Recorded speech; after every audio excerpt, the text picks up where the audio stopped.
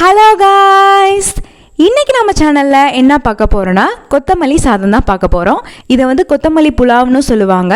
அதுக்கு முன்னாடி சேனல் இன்னும் சப்ஸ்கிரைப் பண்ணலைன்னா சப்ஸ்கிரைப் பண்ணிக்கோங்க. வாங்க வீடியோக்குள்ளே போகலாம். ஃபஸ்ட்டு உங்களுக்கு தேவையான அளவுக்கு கொத்தமல்லி எடுத்து வச்சுக்கோங்க. நான் இங்கே வந்து ஒரு கை அளவுக்கு கொத்தமல்லி எடுத்து வச்சுருக்கேன். அதை வந்து ஒரு மிக்சி ஜாருக்குள்ளே போட்டுக்கிறேன். அதுக்கப்புறம் 2 பச்சை மிளகாய் எடுத்துக்கோங்க.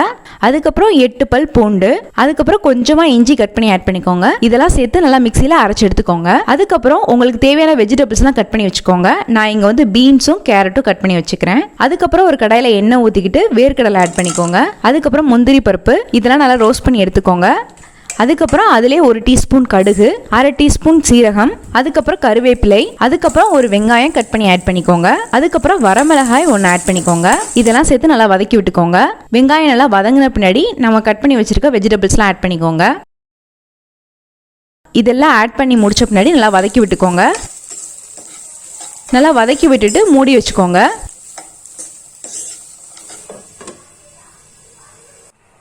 இது நல்லா வதங்கின பின்னாடி நம்ம அரைச்சி வச்சுருக்க பேஸ்ட் ஆட் பண்ணிக்கோங்க.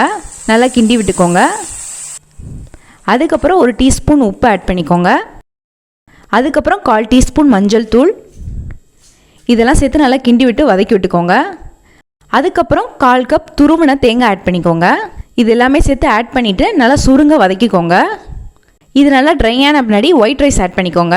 இது வந்து ஒரு 3 to 4 கப்ஸ் அளவுக்கு ஆட் பண்ணிக்கோங்க. இது நல்லா கிண்டி விட்டுக்கோங்க.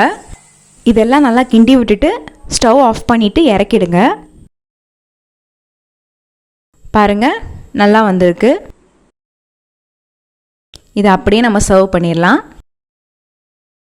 அவ்வளோதான், ரொம்பவே ஈஸியான சிம்பிளான டேஸ்டியான கொத்தமல்லி புலாவ் ரெடி ஆயிடுச்சு. இந்த ரெசிபி பிடிச்சிருந்தா லைக் பண்ணுங்கள், ஷேர் பண்ணுங்கள், கமெண்ட் பண்ணுங்கள். மறக்காமல் சேனலை சப்ஸ்கிரைப் பண்ணுங்கள். இன்னொரு வீடியோவில் பார்க்குறேன். பாய்.